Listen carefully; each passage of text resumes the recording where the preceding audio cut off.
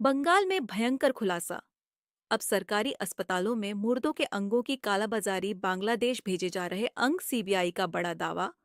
200 करोड़ का भ्रष्टाचार, बंगाल में पुलिस कमिश्नर को बचाने में जुटी ममता। सीबीआई ने अब तक 51 पुलिसकर्मियों से की पूछताछ। बीजेपी नेता अमित मालविया ने कहा, अब अंग तस्करी का असली सरगना संदीप घोष। नमस्कार दर्शकों, आप देख रहे हैं दिलराग ज्ञान, सृष्टि न्यूज। आपके साथ मैं स्वीटी विश्वकर्मा। पश्चिम बंगाल में आंदोलन थमने का नाम नहीं ले रहा है। ममता बनर्जी अब घिर चुकी हैं और ममता बनर्जी का राजनीतिक करियर का यह सबसे बड़ा डाउनफॉल होगा अगर उन्होंने पीड़िता को न्याय नहीं दिलाया। लेकिन इसी बीच बड़ी खबर सामने आ रही है। इन सब मामलों में लीपापोती के बाद एक नया खुलासा सीबीआई का हुआ है। दरअसल जब यह कांड हुआ, तब कोलकाता के और तार खुले पश्चिम बंगाल में और अवैध कामों के तार खुल रहे हैं। बड़ी खबर इस वक्त की आ रही है। सीबीआई का दावा है, सरकारी अस्पतालों में, बता दें आपको, शव के निजी अंग निकाल करके बेचे जा रहे हैं। अब यहाँ पर अंगों की तस्करी ममता बनर्जी के शासनकाल में हो रही है। अमित मालविया ने ट्वीट करके निशाना साधा है, उन डॉक्टर्स की फाइल निकाली है और उनका नाम बताया है जिन्होंने इसके खिलाफ शिकायत कराई। उसके बाद सीबीआई की जांच में ये पता चला है कि 200 करोड़ का सरकारी अस्पतालों में ये बड़ा घोटाला, भ्रष्टाचार हुआ है। और बता दें आपको, इन मामलों में एक और खुलासा जो भयंकर है, वह यह है कि इन सरकारी अस्पतालों में अंगों की कालाबाजारी में यह अंग और कहीं नहीं, ममता बनर्जी के सबसे पसंदीदा देश बांग्लादेश भेजा जा रहा है। ये तो खबर सामने आ रही है। और ममता बनर्जी कह रही हैं, नाटक नौटंकी कर रही है कि इस्तीफा देने को तैयार है। कल डॉक्टर्स ने लताड़ लगा दी, हमारी लाइव स्ट्रीमिंग कीजिए। तो ममता बनर्जी ने कहा, कोर्ट में मामला है, लाइव नहीं कर सकते। डॉक्टर्स आए नहीं। फिर ममता कहती है, ठीक है, 15 से ज्यादा डेलीगेट्स आ सकते हैं मिलने के लिए। डॉक्टर्स ने कहा, लाइव स्ट्रीमिंग कीजिए, हमारी शर्त है, नहीं मानेंगे आप तो हम नहीं आएंगे।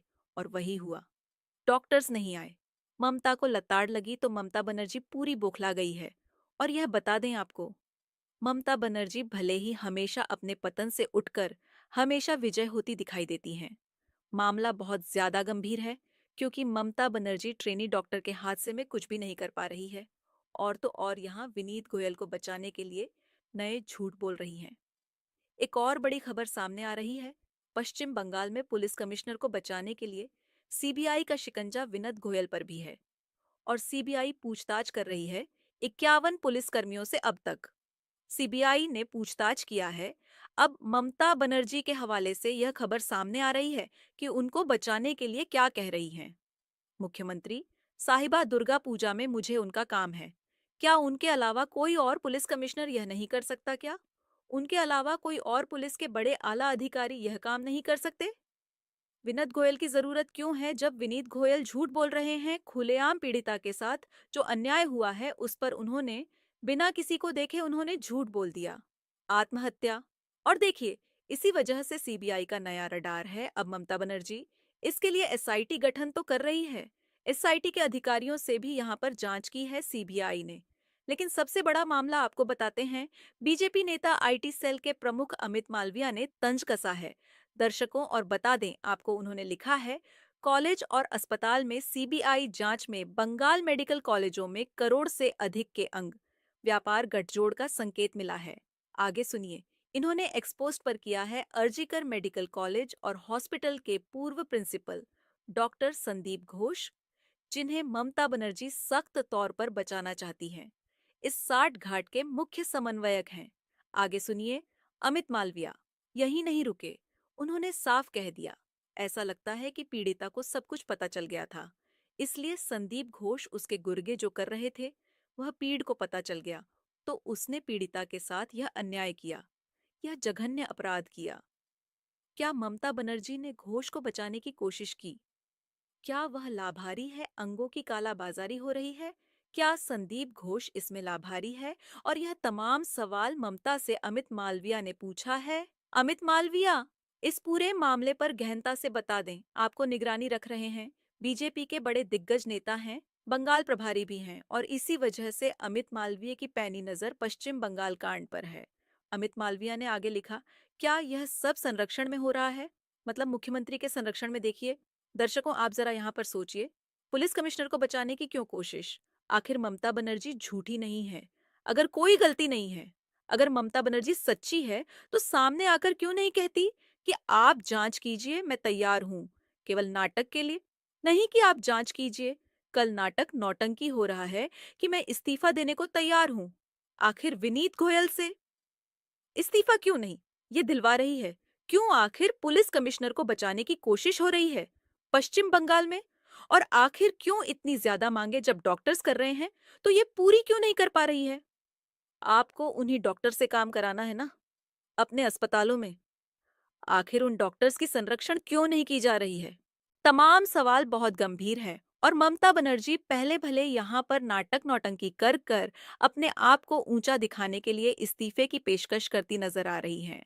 पहले भी कर चुकी हैं। एक दो बार तो आप कहा जाता है कि जब यह दाव ममता बनर्जी चलती है तो वो कामयाब हो जाती है, लेकिन इस बार कामयाब नहीं होने वाली है। आपको बता दें यहाँ पर अमित मालविया ने आगे यह भी लिखा है, पश्चिम बंगाल के स्वास्थ्य मंत्री को निश्चित रूप से यह पता होना चाहिए क्या हो रहा है। यह अंगों का कालाबाजारी आगे कहते हैं। यदि उसने ऐसा नहीं किया तो वह सक्षम है और उसे तुरंत हटा दिया जाना चाहिए।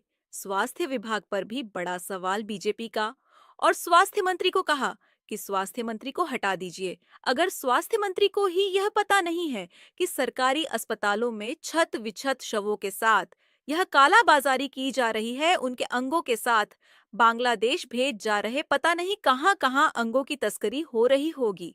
और इतनी शर्मनाक घटना, इतनी शर्मनाक कांड ममता के राज्य में हो रहा है, यानी कि पश्चिम बंगाल में कोई सुरक्षित नहीं है। यानी पश्चिम बंगाल गिर चुका है, हर तरह से। पहले रेप के मामले में घिरा, अब अंगों की कालाबाजारी में गिर रहा है। भ्रष्टाचार में पहले से ही है। शिक्षा मंत्री अंदर हैं, हर घोटाले हुए वहां पर। और कैसे सब यहाँ पर सीबीआई और सरकारी एजेंसियों को रडार पर लेती है ममता बनर्जी के तमाम आला अधिकारी, बता दें आपको। यहाँ कहा जा रहा है अमित मालविया ने 3 डॉक्टर्स के नाम लिखे हैं।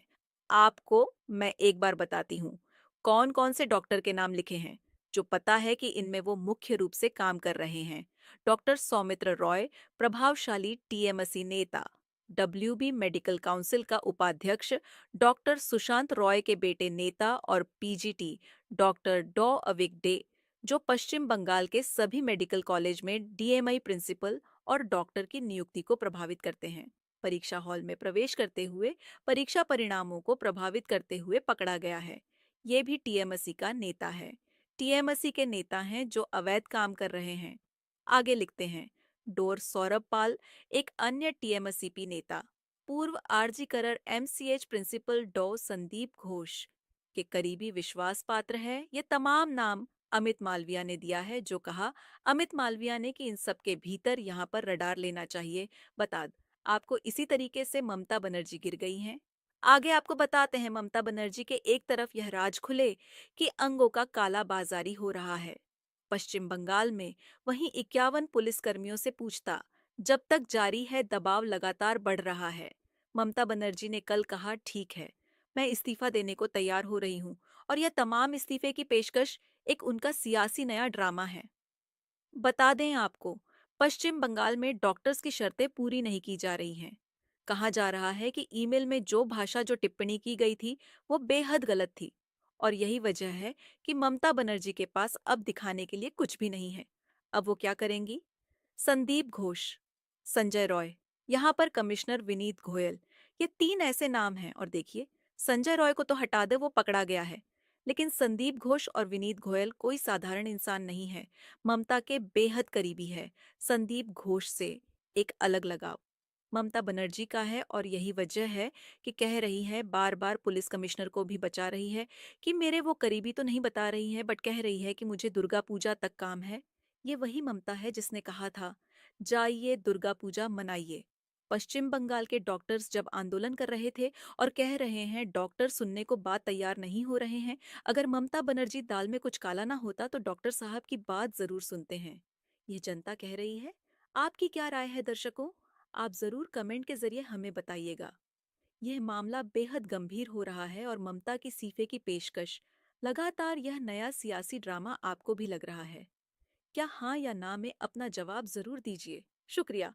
अपना कीमती समय देने के लिए बहुत-बहुत धन्यवाद।